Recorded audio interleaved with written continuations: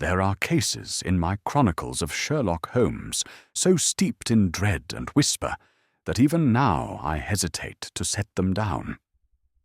For there are rooms in England where the air itself seems to remember, where a single object can hold the chill of a soul long departed.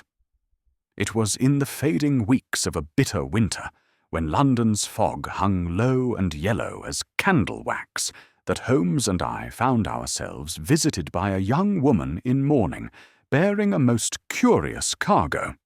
A tall, black-framed mirror said to reflect not the living, but the damned. Within its glass, they whispered, one might glimpse a figure that was not one's own, a horned presence, pale as smoke and smiling like sin itself. What began as superstition soon proved darker than any phantom, for behind that looking-glass lay deceit, invention, and death. We would follow the trail from Baker Street's lamplight to the echoing halls of a Surrey estate, and there confront a devil born not of fire, but of human cunning. This, then, is the case I record as Sherlock Holmes and the Devil's Mirror. You're listening to Detective Street, where untold mysteries find their voice, and if you enjoy this story, consider subscribing and share in the comments where in the world you're listening from. Chapter 1. The looking-glass comes to Baker Street. The year had turned toward autumn, and London wore her melancholy like a familiar shawl. Upon a particular morning in late September, the sky hung low and leaden, dispensing a fine drizzle that turned the cobbles of Baker Street to mirrors of grey glass. I had returned from my early rounds to find our sitting-room transformed into something between a laboratory and an alchemist's den. Holmes had arrayed his chemical apparatus across the side table in a configuration that suggested either genius or madness. I had long since ceased attempting to distinguish between the two in his case. A retort bubbled over a spirit lamp, releasing vapours of such villainous character that I immediately crossed to the window and threw up the sash. The rain-soaked air that rushed in was a mercy. "Really, Holmes," I protested, settling into my chair with the morning's correspondence, "must you assault the atmosphere before breakfast?" He glanced up from his work, his lean features animated by that peculiar intensity that transformed his face when he was deep in chemical investigation. "The atmosphere, my dear Watson, is quite indifferent to my small experiments. It is your delicate constitution that protests. I am merely testing the oxidative properties of certain metallic salts. Nothing that should trouble a man who has faced Afghan bullets with such admirable composure." I had just taken up my pen to respond to a nervous bridegroom's inquiry about the wedding day arrangements, a matter requiring more diplomacy than medicine, when the sound of footsteps upon the stairs caused us both to pause. Mrs. Hudson's knock was gentle, but urgent. "A lady to see you, Mr. Holmes. She seems in considerable distress." "Show her in, Mrs. Hudson. Watson, you might extinguish that lamp. We shall continue our chemical pursuits at a more considerate hour." The lady who entered was dressed in the deepest mourning, her black silk rustling with each movement. Behind her came one of the street porters, a burly fellow, struggling beneath a large object shrouded in canvas. At Holmes's gesture, the porter set down his burden, and with visible relief departed after receiving his coin. Our visitor was perhaps 25, with features that might have been handsome had they not been drawn tight with anxiety and recent grief. Her eyes, I noted with a physician's instinct, showed the telltale redness of many nights spent in tears. She took the chair Holmes offered, though her posture remained rigid, as if relaxation were a luxury she could no longer afford. "Forgive this intrusion, Mr. Holmes. My name is Ada Harbury, of Harbury Hall, near Chertsey. I come to you because I believe my uncle has been murdered, though the local authorities have recorded his death as heart failure brought on by natural causes." Holmes's fingers steepled before his face. That gesture I knew so well. "Pray continue, Miss Harbury. What makes you suspect foul play?" "It is not merely suspicion, sir. It is this." She rose and, with a decisive movement, drew back the canvas covering. Beneath lay a mirror of unusual construction, tall as a man, set in a frame of black japanned wood carved with arabesques that seemed to writhe in the uncertain light. The glass itself was dark and lustrous, reflecting our room with an almost liquid quality that I found oddly disquieting. "My uncle, Sir Lionel Harbury, was a retired magistrate," Miss Harbury began, her voice steadying as she fell into her narrative. "A man of the most rigorous rationalism, Mr. Holmes.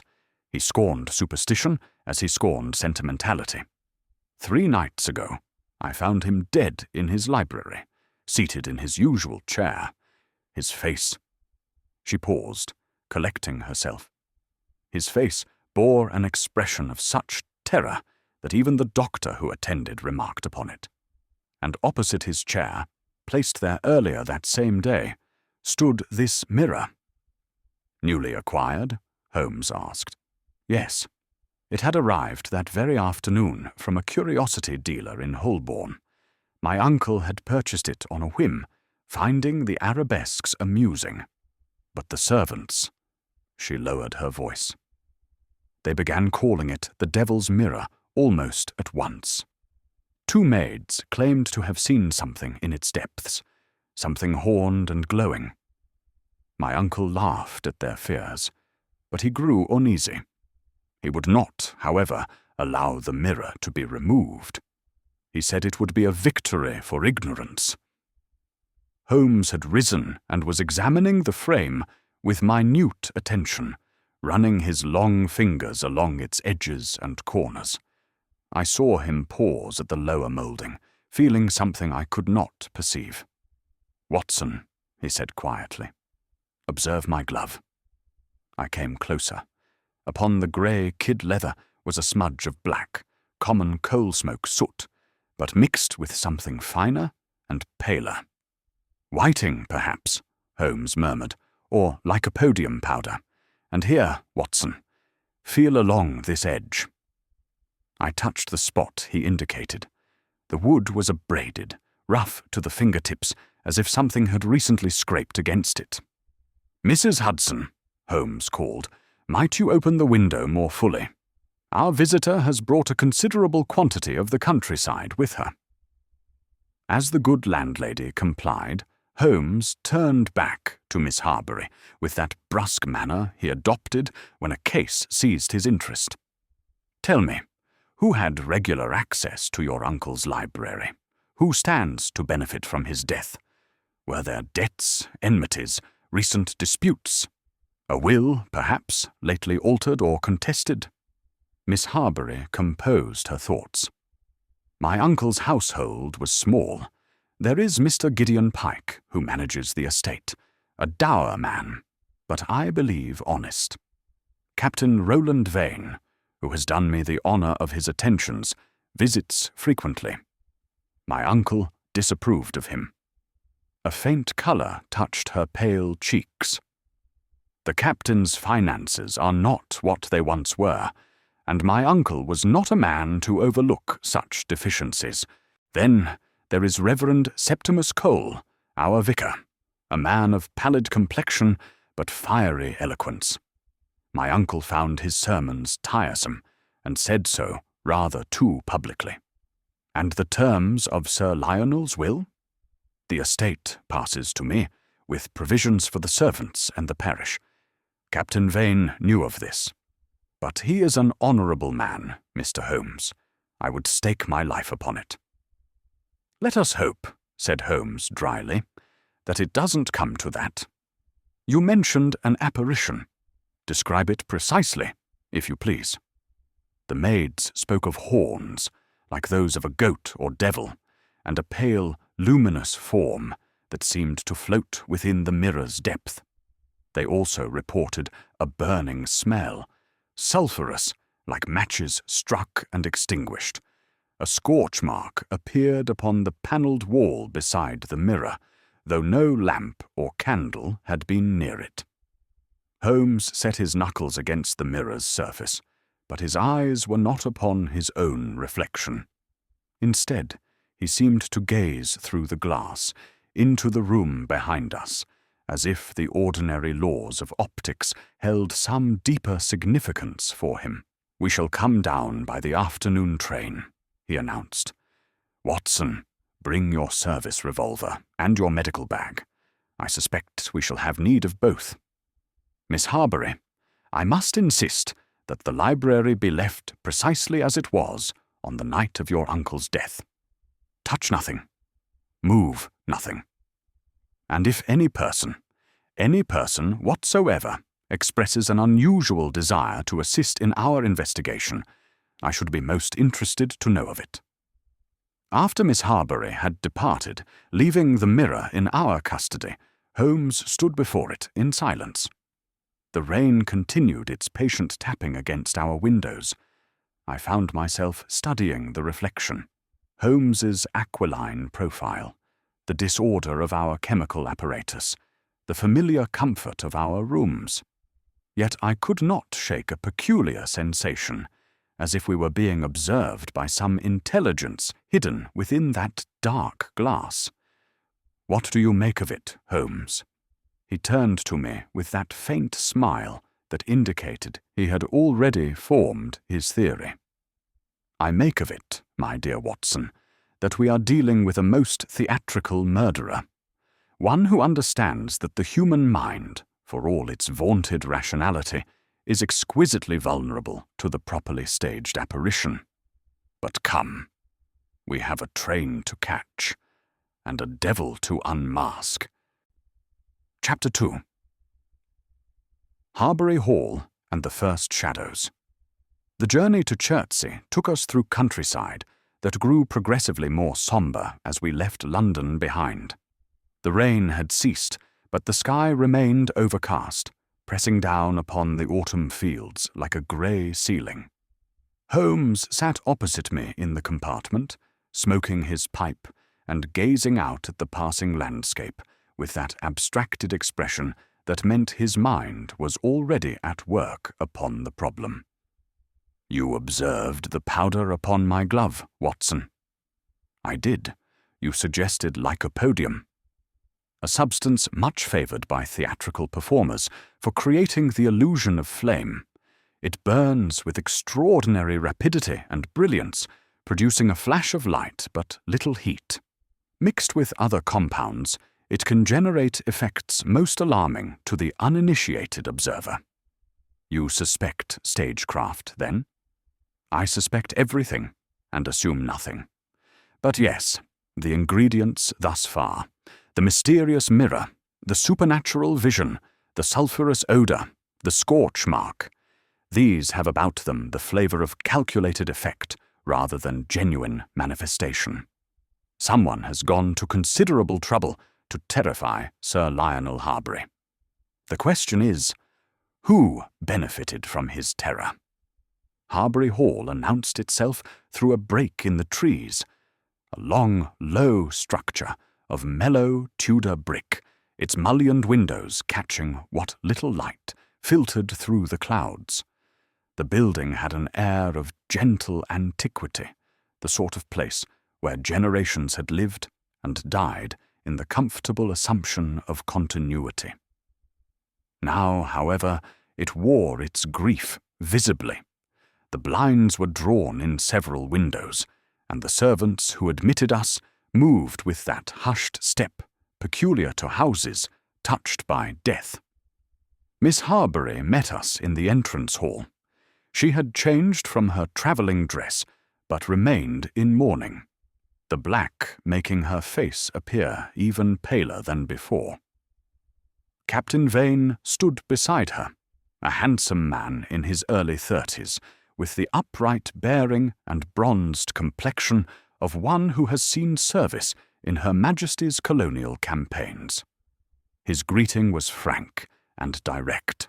"Mr. Holmes, Dr. Watson, Miss Harbury has explained your purpose. I am entirely at your disposal, though I confess I find this business of apparitions and mirrors rather beyond my experience. I have faced Pathan tribesmen and Afghan snipers, but devils in looking-glasses." He shook his head with a smile that did not quite reach his eyes. "We shall endeavour," said Holmes, "to reduce your devils to more manageable proportions. Now, if you please, the library." The room was everything one might expect of a Victorian gentleman's private sanctum. Books lined the walls from floor to ceiling, leather-bound volumes of law, philosophy, and natural history. A fire had been laid, but not lit in the grate. Near the hearth stood a heavy wing-backed chair, its leather worn smooth by long use, and beside it a small table scattered with papers, and a yaim, half-filled glass of port. And opposite the chair, dominating the room with its silent presence, stood the mirror. The scorch mark upon the panelling was precisely as Miss Harbury had described. An oval discoloration, grey at the edges as if something hot had brushed against the wood without quite igniting it. The air held a faint, acrid tang that reminded me of spent fireworks. Holmes moved about the room with that peculiar grace he exhibited when investigating. His methods appeared random to the casual observer. A sniff here, a crouch there, a fingertip drawn along a surface. But I knew each action was guided by a systematic logic. He examined the hearth, inspected the poker and tongs, ran his hand beneath the edge of the Persian rug. When he straightened, his fingers bore a dusting of pale powder. "Interesting," he murmured. "Watson, your medical eye. Does this room suggest anything to you?" I surveyed the space professionally. The port glass is half full. Sir Lionel was interrupted in his evening routine. The chair faces away from the door, which suggests he felt secure in his privacy. The papers on the table appear to be estate accounts. Nothing disturbed or disordered. "Excellent. And the window?" I crossed to examine it. Latched from within.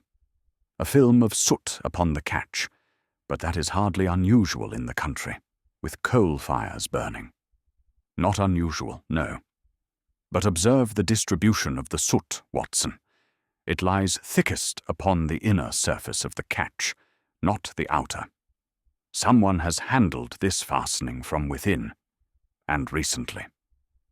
He turned his attention to the upper reaches of the room, tilting his head back to scrutinize the ornate cornice that ran along the ceiling. After a moment, he dragged the library steps across and ascended them, producing his magnifying lens. "Aha!" he breathed.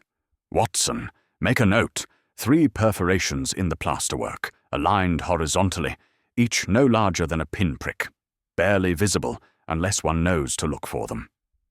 Their purpose? To be determined. But nothing in a murder, for murder I believe it to be, is without purpose." He descended and approached the mirror itself, breathing gently upon its surface. A misty bloom appeared and revealed, within that condensation, faint arcs traced by fingertips, 3 of them, drawn not by someone admiring their reflection, but by hands carefully positioning the frame. Over the next hour, we took statements from the household. Mr. Gideon Pike proved to be a square-shouldered man of perhaps 50 years, with slate-grey eyes and the deliberate movements of one who weighs each action before committing to it. His testimony was delivered in a flat, unemotional tone. "I've managed this estate for 20 years, Mr. Holmes. Sir Lionel trusted me with every aspect of its operation. This business with the mirror, I told him it was foolishness, bringing such trumpery into a decent house. He laughed at me, said I was as superstitious as the maids. You believed the mirror was dangerous. I believed it was a distraction and an expense.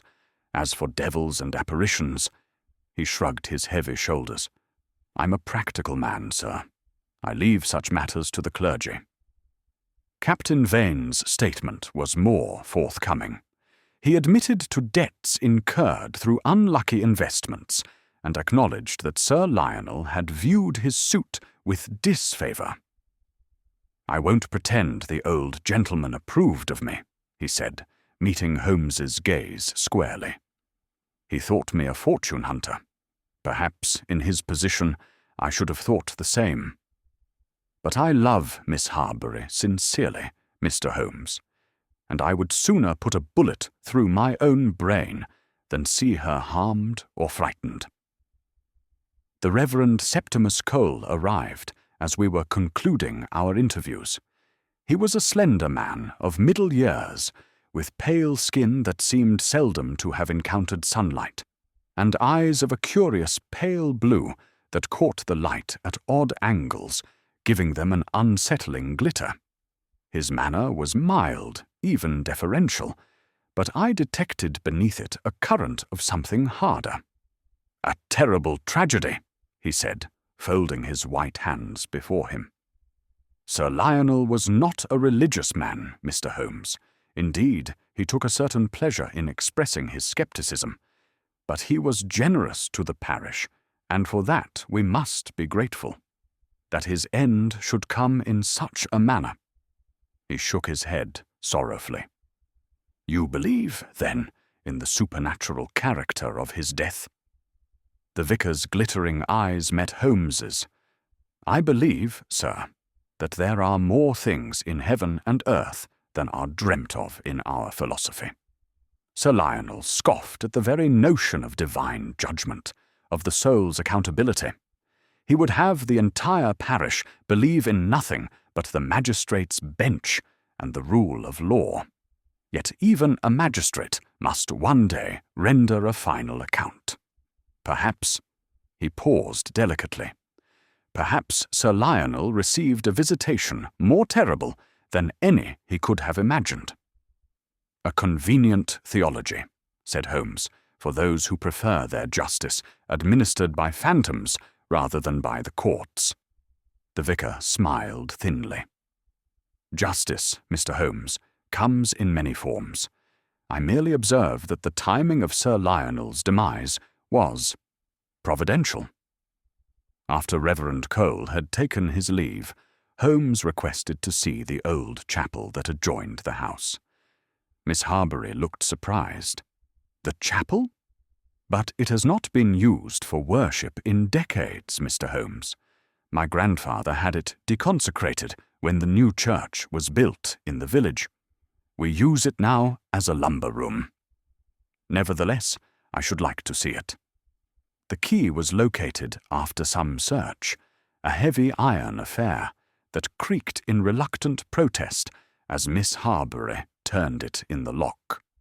The door opened upon a passage that ran between the house and the chapel proper, enclosed and windowless, smelling of damp stone and long disuse. The chapel itself was a sorry sight.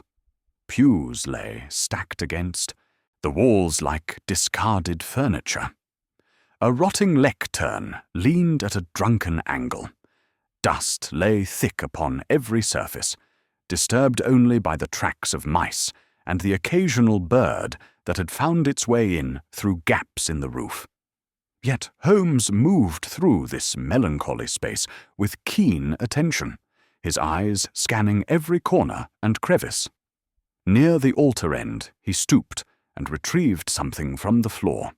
A scrap of red gauze, perhaps 3 inches long, caught upon a nail. He examined it briefly, then tucked it into his pocketbook without comment.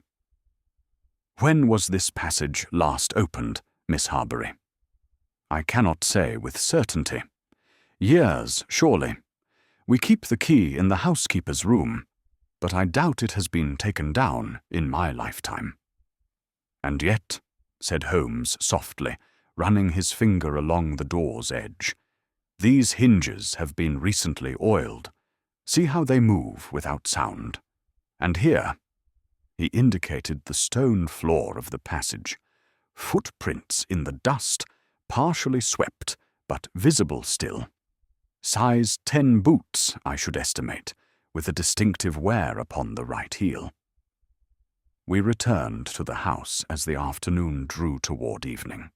Holmes requested that dinner be served in our rooms, and we dined in relative silence while he smoked pipe after pipe, his eyes half closed in concentration.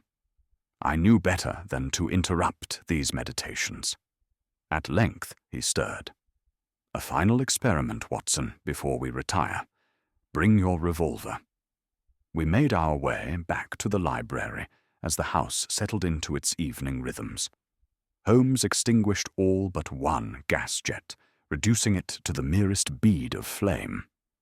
The room sank into heavy shadow, the mirror a darker rectangle against the panelled wall. From his pocket, Holmes produced a pinch of ash from the grate and released it into the air.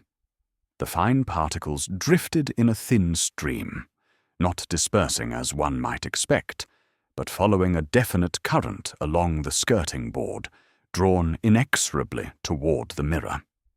"A draught," I observed.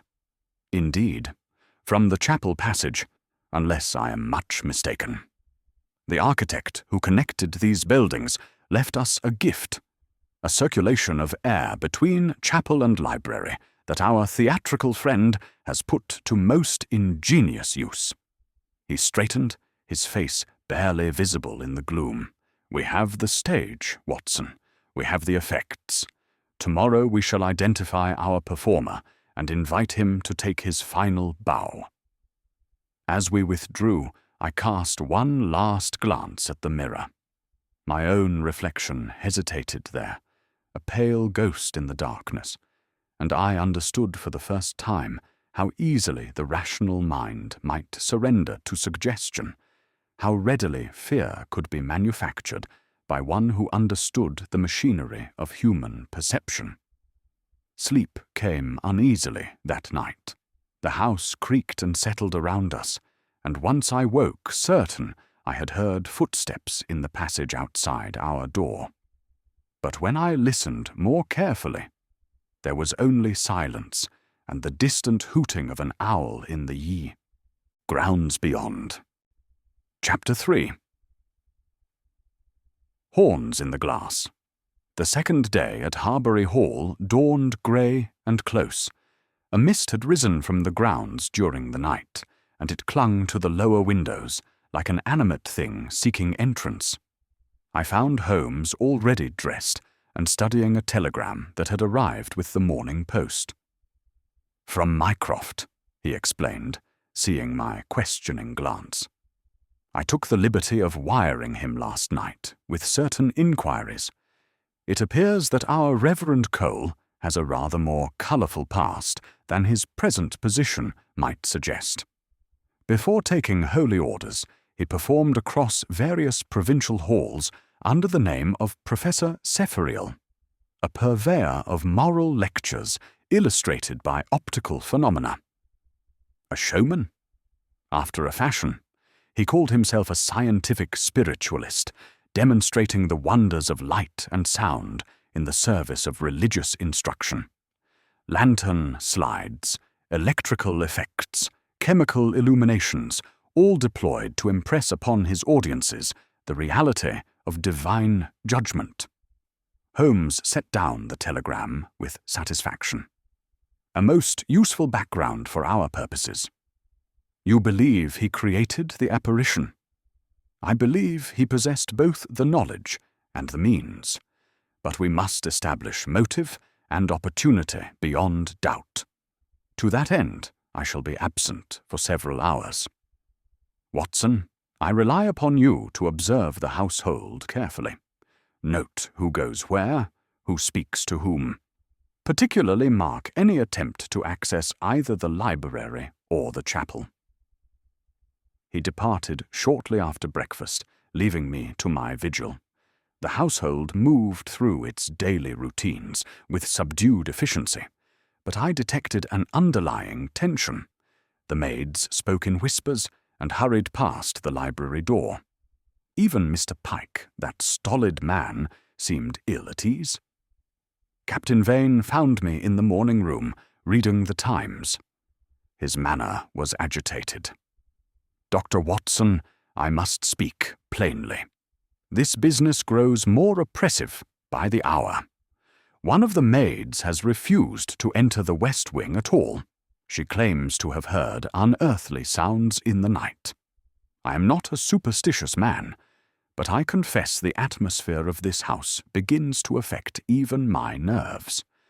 Would it not be better to remove that cursed mirror to the stables until Mr. Holmes has concluded his investigation?" "Miss Harbury has asked that nothing be disturbed," I replied, "and I believe Holmes has sound reasons for his request." "Sound reasons?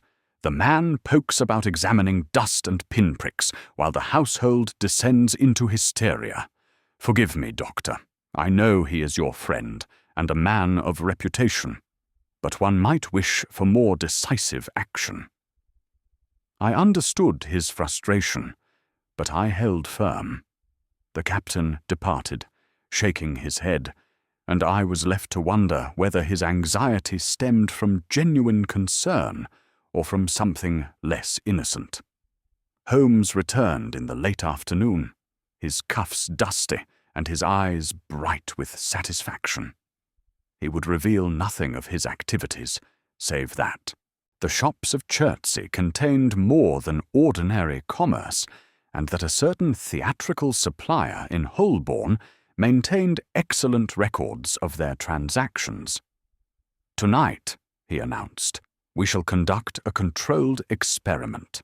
I have arranged for the library to be placed at our disposal after the household retires. In the meantime, Watson, I suggest you rest. We may be facing a somewhat strenuous evening." As dusk gathered, I felt my nerves begin to tighten. There was something about the approaching darkness that amplified every creak of timber, every whisper of draught. I thought of Sir Lionel Harbury, sitting in his library chair 3 nights previous, watching some terrible apparition materialize before him, his heart failing beneath the assault of manufactured terror. Murder by fear. It was a cold and calculated crime. At Holmes's direction, we assembled in the library as the house settled into silence. He had brought several items with him: a small bull's-eye lantern, a pane of thin glass whose purpose I could not fathom, and what appeared to be felt pads for furniture. These he arranged about the room with meticulous care while I watched, baffled by his preparations. "Watson, if you would draw the curtains and extinguish the gas." I complied, and the room plunged into absolute darkness. The sensation was immediate and disconcerting, as if the familiar space had transformed into something vast and unknowable. My other senses sharpened. I heard the tick of the mantel clock, the settling of coal in the grate, my own breathing suddenly loud in my ears. "Now," came Holmes's voice from somewhere to my left, "we shall see what Sir Lionel saw." The bull's-eye lantern clicked open, releasing a thin beam of light that crept along the ceiling like a living thing. Holmes directed it toward the 3 pinpricks in the cornice, and I saw how the light seemed to bend and gather at those points. He had shifted the mirror slightly upon its felt pads. I heard the soft scraping, and positioned his glass pane at an angle before the hearth. When he opened the lantern fully, something stirred within the mirror's depth. I confess that for one irrational moment, every nerve in my body recoiled. A shape was forming in the darkness, horned, luminous, ghastly. It wavered and strengthened, seeming to float above the floor where Sir Lionel's chair stood. The illusion was so complete that my hand moved instinctively to my revolver. "Steady, Watson," Holmes said, and I heard the satisfaction in his voice. "What you see is Pepper's ghost, a stage illusion perfected some 40 years ago. The mirror acts not merely as a reflector, but as a conspirator. At the proper angle, with the proper lighting, it becomes a screen upon which images may be projected. The horned devil you perceive exists not within the glass, but before it. A phantom born of careful calculation." He adjusted the lantern, and the apparition dissolved like smoke. When he lit a match and touched it to a small pile of powder on the hearth, there was a brilliant flash and a sharp, acrid smell. "Lycopodium," he explained, "the source of our supernatural fire. And for the sulphurous odor," he produced a small bottle from his pocket. "A compound of phosphorus and calcium sulfide, easily obtained and most effective in producing the reek of brimstone. Our devil comes remarkably cheap, Watson, when one knows where to shop." We made our way through the connecting passage to the chapel, and there Holmes showed me his final discoveries. Behind the stacked pews, concealed by a newly replaced muslin screen, was a narrow recess containing a portable limelight apparatus, its gas bag still half filled, together with a painted pasteboard mask fashioned in the likeness of a horned demon. The mask's paint was mixed with a luminous compound that left a faint glow upon the fingers. "And here," Holmes indicated, "is the conductor's wire, running through those pinpricks in the cornice, allowing our performer to control the light from this hidden stage." "It's devilishly clever," I admitted. "Indeed. Clever enough to stop a weak heart, especially when supplemented by chemical means. Our murderer combined mechanical illusion with pharmaceutical assistance. Observe this." He lifted a small glass atomizer from among the equipment. Chloroform or ether, I suspect, puffed into the air when the victim leaned forward to investigate the phenomenon. The shock of the vision, combined with the anesthetic vapor, proved fatal. But who, Holmes? Who possessed both the knowledge and the motive? "Ah, Watson, you know my methods. We have established means and opportunity. Now we must prove agency, and for that we require—" He cocked his head, listening. "Ah, right on schedule." A sound reached us from the passage, the soft scrape of the chapel door opening. Holmes extinguished our light instantly, and we pressed ourselves into the shadows behind the altar. Footsteps approached, hesitant at first, then more confident. A dark figure entered, carrying a hooded lantern, moving with practiced familiarity toward the hidden recess. "Now, Watson!" Holmes sprang forward, and I followed. There was a brief struggle, the crash of the lantern against stone, and the sharp, suffocating smell of broken glass and chemicals, the atomizer shattering upon the floor. The figure fought with surprising strength and desperation, but Holmes had always been more powerful than his wiry frame suggested. Within moments, we had our man pinned against the chapel wall. Holmes struck a match, and in its flare we saw the pale, furious face of the Reverend Septimus Cole. Chapter 4. The confrontation. The vicar had abandoned all pretense of clerical dignity. He twisted in Holmes's grip like a trapped animal, his pale eyes wild in the matchlight. When he spoke, his voice had shed its former mildness, revealing something harder and more desperate beneath. "You have no right. This is consecrated ground." "Deconsecrated these 40 years," Holmes replied calmly, maintaining his hold. "And I think we both know what rights murder forfeits. Watson, if you would be so good as to secure the door and light one of the chapel lanterns, I believe our friend has much to tell us." I did as instructed, my heart still racing from the struggle. The chloroform fumes from the broken atomizer hung heavy in the cold air, making my head swim. Once we had better light, I could see the extent of Cole's theatrical arsenal. The portable limelight was a professional piece of equipment, the gas apparatus neatly maintained. The demon mask was a masterwork of grotesque artistry, its horns cunningly fashioned from molded paper and wire. Scraps of red gauze, the type used for creating eerie lighting effects, littered the floor. "Quite an impressive setup, Reverend," Holmes said, his voice conversational now. "Or should I say, Professor Seferiel? Yes, I know all about your former career on the provincial theatre circuit. The moral lectures with their spectacular illuminations, the demonstrations of divine wrath achieved through Bengal lights and magic lanterns. Tell me, did you always intend to put your theatrical training to murderous use, or did the opportunity present itself more gradually?" Cole's shoulders sagged.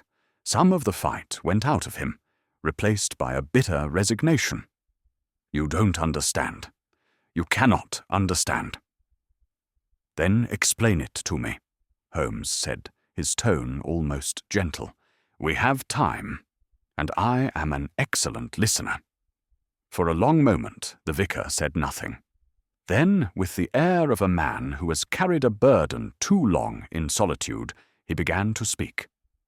Sir Lionel was destroying me, slowly, methodically, with all the thoroughness of a magistrate dismantling a case. He had discovered irregularities in the parish accounts. Minor matters at first, a few pounds here and there, taken for what I considered legitimate expenses. The parish fund is generous, but there are always additional needs. Books for the Sunday school. Repairs to the vicarage. My own salary is modest, gentlemen, and the expectations placed upon a clergyman are considerable. "So you stole from the fund," I said bluntly. Cole flinched. "I borrowed. I always intended to repay. But Sir Lionel would not see it that way. He threatened an audit, a full public accounting. My career would have been finished, my reputation destroyed. I would have been defrocked, possibly imprisoned. Everything I had worked for, gone." "And so you decided to frighten him to death," Holmes observed. "A bold plan, Reverend. One might almost admire its audacity." "I never meant for him to die." The words burst out with genuine anguish. "I swear to you, I only wanted to distract him, to make him doubt his faculties. If he could be made to seem unstable, prone to delusions, then his accusations against me would carry less weight. The mirror was my inspiration. When I heard he had purchased it, I saw my opportunity. I knew the old chapel connected to the library. I knew from my theatrical days how to create convincing apparitions. I thought—" He broke off, shaking his head miserably. "You thought," Holmes finished, "that a few carefully staged hauntings would undermine his credibility, perhaps even convince him he was going mad. But you underestimated the effect on his failing heart. The first apparition witnessed by the maids, was your rehearsal. But when you directed your devil at Sir Lionel himself, adding the chloroform vapour for enhanced effect, his heart could not withstand the strain. I didn't know he was so weak. He seemed robust, always walking the estate, never showing any sign of infirmity. How could I have known? A physician might have known, I interjected coldly. Anyone with even basic medical knowledge would have recognized the symptoms. The port glass always at hand, a stimulant for a weakened heart, the blue tinge to his lips that Miss Harbury mentioned in passing, the breathlessness after exertion. The signs were there for anyone who cared to look. Cole covered his face with his hands. In the lamplight, he looked simultaneously older and more childlike, a man who had gambled everything and lost. What will happen now? Now, said Holmes, we return to the house. Dr. Watson and I shall secure this equipment as evidence, and you shall accompany us to Miss Harbury's presence. There you will make a full confession. Tomorrow the local magistrate will be summoned, and you will be formally charged with murder. For murder it was, regardless of your intentions. We made our way back through the connecting passage, Cole walking between us like a man already condemned. The house was beginning to stir with the early risings of servants. As we passed through the corridors, I saw faces peer from doorways and quickly withdraw. In Miss Harbury's morning room, we found a small assembly already gathered. The lady herself sat composed but pale, with Captain Vane standing protectively beside her chair. Mr. Pike was there as well, his heavy features carved into an expression of grim vindication, as if he had known all along that the mirror business would end badly. Holmes arranged Cole in a chair facing them, then positioned himself by the hearth in that characteristic pose I had witnessed 100 times, one hand resting on the mantelpiece, his keen face lit from below by the fire's glow. "Ladies and gentlemen," he began, "I shall endeavour to be brief. The death of Sir Lionel Harbury was murder, achieved through a combination of theatrical illusion and chemical vapours perpetrated by the man seated before you. Reverend Cole, motivated by fear of exposure for embezzlement from the parish fund, conceived a plan to terrorize Sir Lionel, either into silence or into a state of mental confusion that would render his accusations ineffective. The plan required considerable preparation and a sound knowledge of optical effects. He proceeded to lay out the evidence with devastating clarity. The theatrical equipment in the chapel, the pinpricks in the cornice that carried the controlling wire, the lycopodium powder for the flash of false flame, the phosphorus compound for the sulphurous smell, the atomizer containing chloroform. Each detail fell into place like pieces of a puzzle, and I watched the faces at our audience shift from shock to horror to grim understanding. The mirror itself, Holmes continued, was an unwitting accomplice, purchased innocently by Sir Lionel, but recognized by Cole as the perfect prop for his theatrical deception. Positioned at the correct angle, with controlled lighting from the chapel, it became a screen for projecting the image of a horned demon. The technique is known as Pepper's Ghost, first demonstrated at the Royal Polytechnic Institution in 1862. It requires only a pane of glass, careful lighting, and an understanding of reflective angles.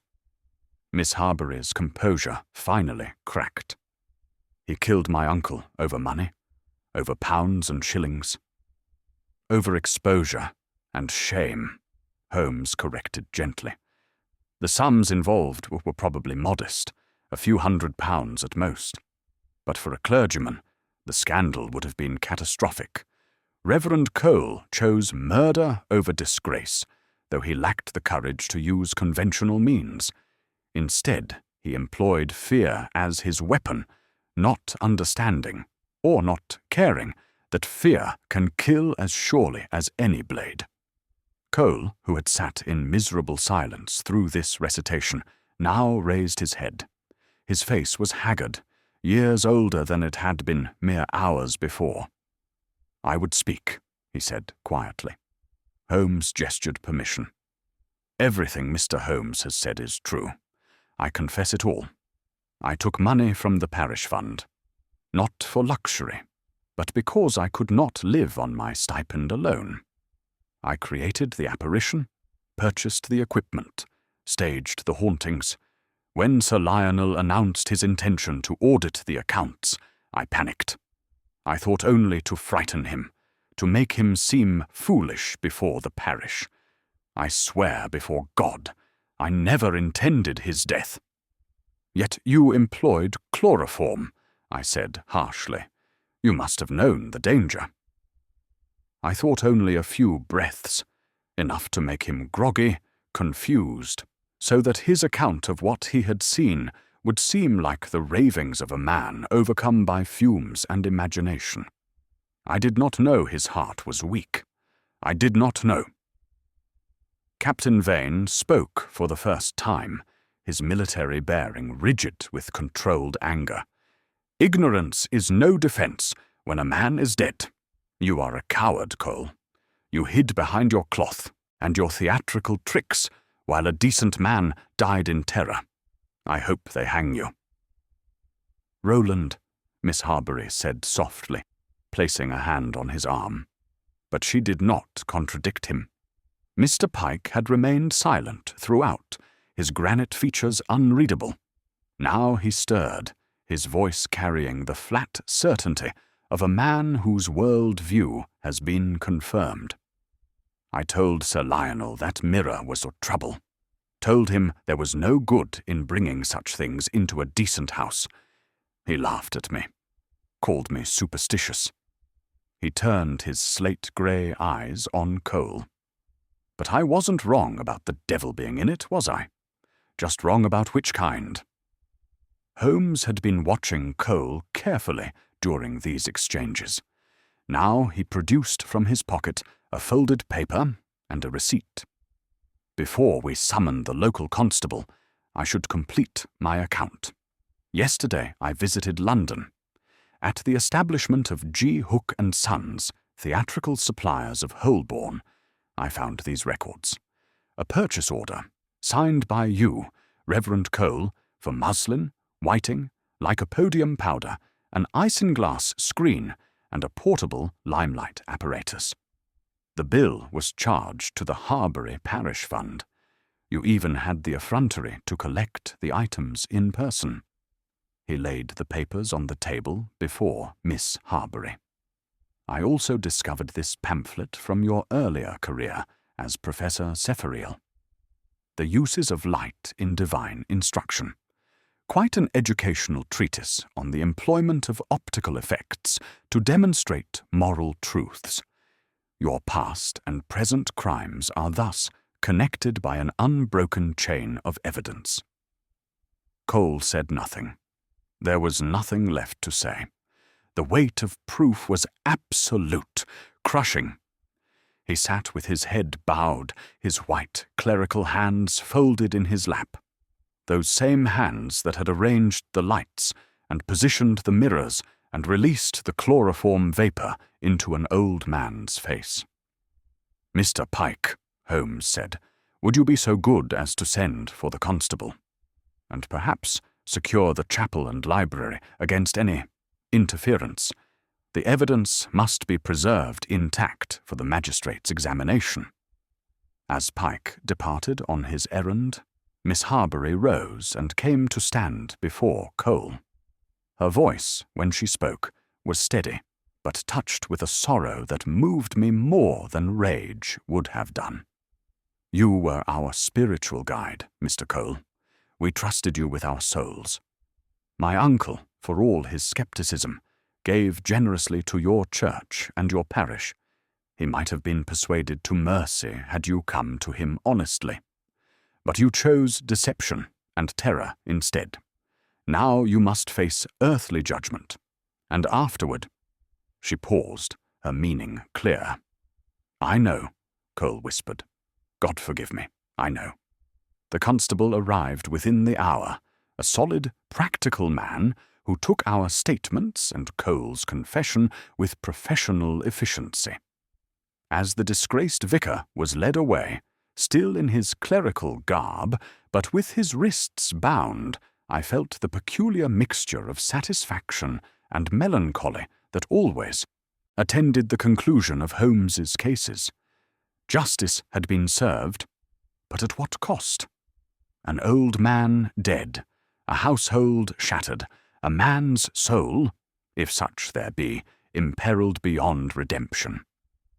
Holmes and I spent the remainder of that day documenting the evidence, photographing the theatrical apparatus, and preparing a detailed report for the magistrate's inquiry. Captain Vane proved unexpectedly helpful, his military precision and attention to detail serving us well. As we worked, I saw Miss Harbury and the captain in quiet conversation by the morning-room window, and I thought that perhaps some good might yet come from this tragedy. The captain's debts, which had cast such suspicion upon him, seemed trifling now beside Cole's calculated malevolence. Chapter 5. The Devil Unmasked. The formal inquest was held 3 days later in the Great Hall at Harbury. The magistrate, Sir Edmund Blackwood, a contemporary of the late Sir Lionel, and equally formidable in his dedication to the law, presided with stern efficiency. The room was crowded with villagers and county notables, all eager to witness the unmasking of their spiritual shepherd as a murderer. Holmes presented his evidence with the clarity and precision that had made him famous in legal circles. Each element of the crime was demonstrated. The theatrical equipment laid out upon a table, like exhibits in a museum of murder, the chemical compounds identified and explained, the optical principles of Pepper's ghost illustrated with diagrams. When Holmes positioned a lamp and mirror to recreate the ghostly apparition in the dimmed hall, there was a collective gasp from the assembled crowd, followed by an angry murmur as they realized how thoroughly they had been deceived. I gave my medical testimony regarding Sir Lionel's heart condition and the effect chloroform vapor would have had upon a man in his weakened state. The combination of extreme fear and chemical inhalation, I explained, would have triggered a cardiac episode of catastrophic severity. Death would have followed within moments, accompanied by the very expression of terror that Miss Harbury described. The victim would have been conscious of his dying, but powerless to prevent it. Cole's confession was read into the record. He sat throughout in a kind of stupor, offering no defense beyond the claim that he hadn't intended murder. But intent, as Sir Edmund reminded the court, was not required when one deliberately endangered another's life through criminal acts. The verdict was delivered before sunset. Murder by willful misadventure. Cole was remanded for trial at the assizes, where he would face the full weight of English justice. As he was led from the hall, he looked once toward Miss Harbury with an expression of such abject misery that even I, who had seen my share of human suffering in Afghanistan and on London's streets, felt a reluctant pang of pity.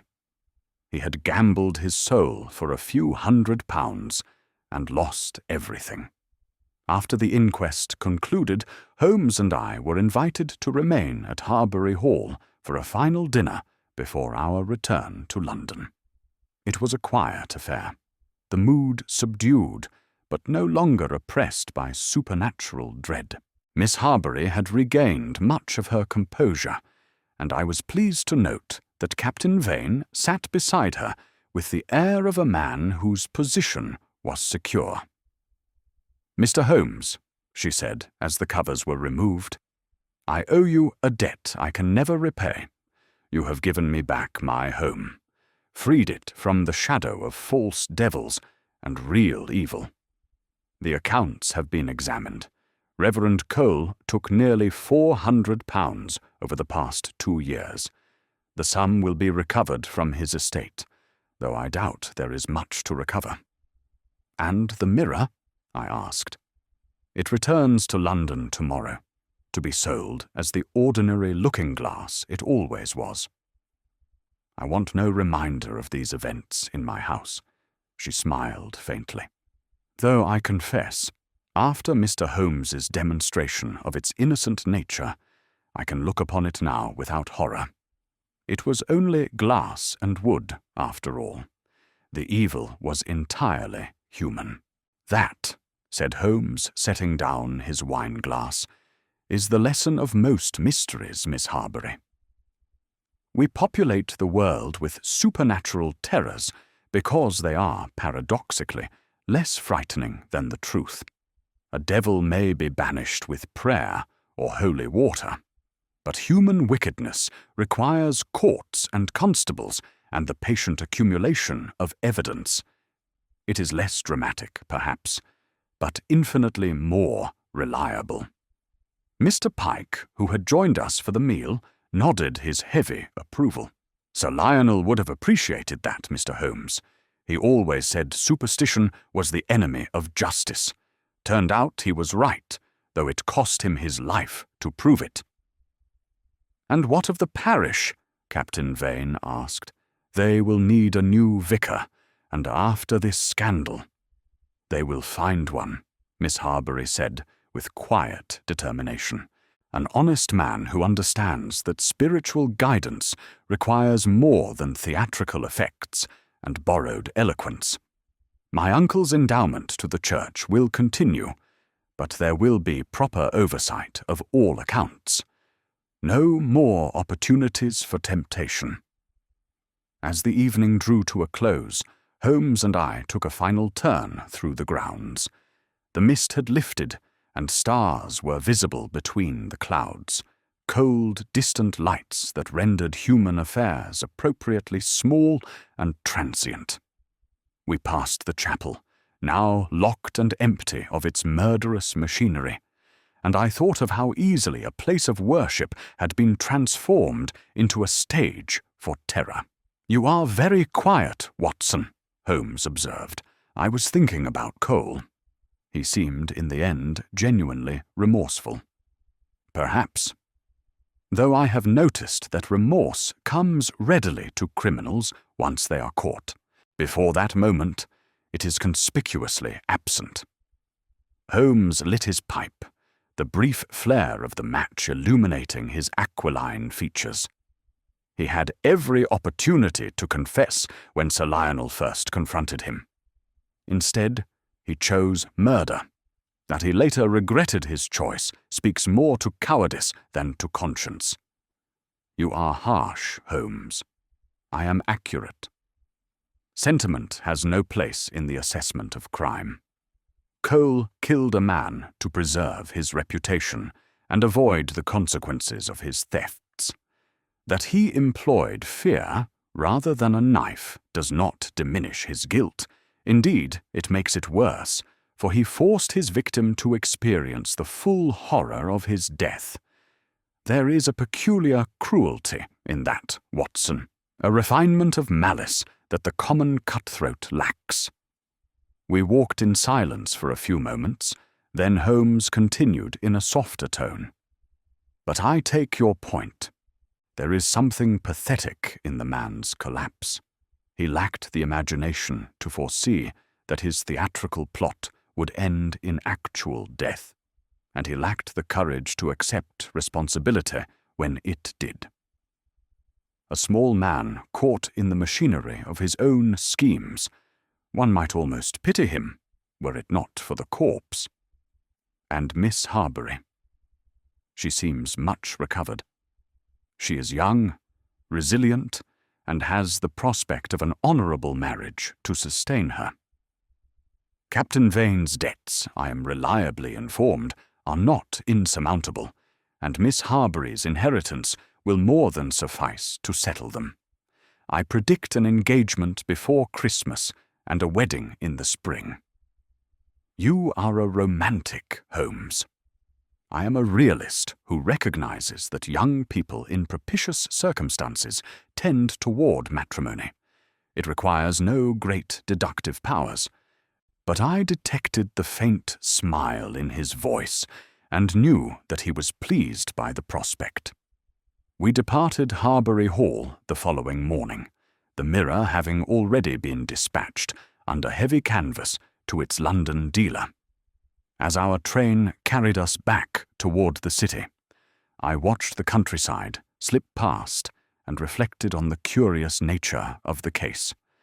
No locked rooms, no missing jewels, no desperate midnight chases, just a frightened embezzler armed with a knowledge of optical illusions and a fatal underestimation of human fragility. "Holmes," I said, as London's outskirts began to appear, "what will you tell people when they ask about the Devil's Mirror?" He looked up from the newspaper he had been reading. "I shall tell them that the devil, when he appears, usually proves to be a man with a guilty secret and access to a theatrical supply house. That is the truth, Watson, and it is more useful than any number of ghost stories, but less exciting for the readers of the Strand. Then you must provide the excitement in your narrative. You have a gift for the dramatic that I lack. Only," he fixed me with that sharp gaze, "do not sensationalize the victim's suffering. Sir Lionel died badly, and he deserves better than to be made a figure of Gothic entertainment. I shall do my best to honour him," I promised. Back in our rooms at Baker Street, with Mrs. Hudson fussing over the state of our luggage and the accumulation of correspondence in our absence, I felt the peculiar comfort of return. The chemical apparatus still crowded the side table. The Persian slipper still sagged with tobacco beside the hearth. The familiar disorder seemed almost beautiful after the perfect, terrible order of murder. Holmes settled into his chair with a sigh of satisfaction and reached for his violin. "A curious case, Watson, but not without its instructive elements. It demonstrates the principle that the most effective weapons are often psychological rather than physical. Cole's apparatus could not have harmed a child, yet it killed a man. Fear, properly deployed, is as deadly as any poison." "A cheerful thought," I remarked, "an accurate one. And now, if you have no objection, I shall play something to drive the last shadows from our minds. Bach, I think. The chaconne. It has the virtue of being entirely rational. All mathematics and order, nothing of the supernatural about it." As the first notes rose from the violin, pure and controlled, I settled into my chair and took up my pen. The case of the Devil's Mirror demanded to be recorded, if only as a reminder that the devils we fear most are usually of our own creation, and that the greatest terrors come not from another world, but from the failures of this one. Failures of courage, of honesty, of ordinary human decency. The music filled the room, driving out the memory of sulphurous vapours and horned apparitions. Outside, London rumbled and steamed in its usual fashion, indifferent to one more crime solved, one more murderer caught. And in Baker Street, two men sat in companionable silence, one playing, one writing, both content in the knowledge that reason had once again triumphed over superstition, and truth over fear. There are objects one removes from a house with relief and without ceremony, consigning them to the auction rooms or the dealer's storeroom with scarcely a backward glance.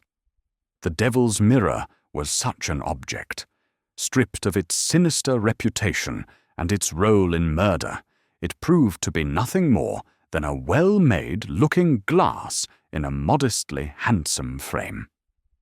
Miss Harbury received £40 for it, a fair price that she donated entirely to the parish, stipulating that it be used to compensate for the funds Cole had stolen. The scandal, as scandals will, eventually faded from village conversation. A new vicar was appointed, a grey-haired widower of impeccable credentials and transparent honesty.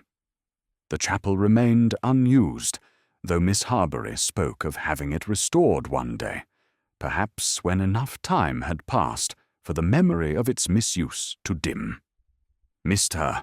Pike continued his management of the estate with the same grim competence he had always shown, vindicated in his suspicion that trumpery brought nothing but trouble. As for Captain Vane and Miss Harbury, my prediction proved accurate. They were engaged at Christmas and married the following April in a ceremony notable for its quiet dignity. I attended, representing both Holmes and myself, and was gratified to see the happiness that had replaced the terror in the lady's eyes. She deserved that happiness, having borne the revelation of her uncle's murder with remarkable strength. The Reverend Septimus Cole was tried, convicted, and sentenced to 20 years' penal servitude. The death penalty was debated, but ultimately rejected, the judge noting that while murder had been committed, the absence of premeditated intent to kill warranted mercy, if mercy it could be called. Cole, I was told, accepted his sentence without protest and was said to spend his hours in prison copying scripture. Whether this represented genuine penitence or merely the occupation of a broken man, I couldn't say.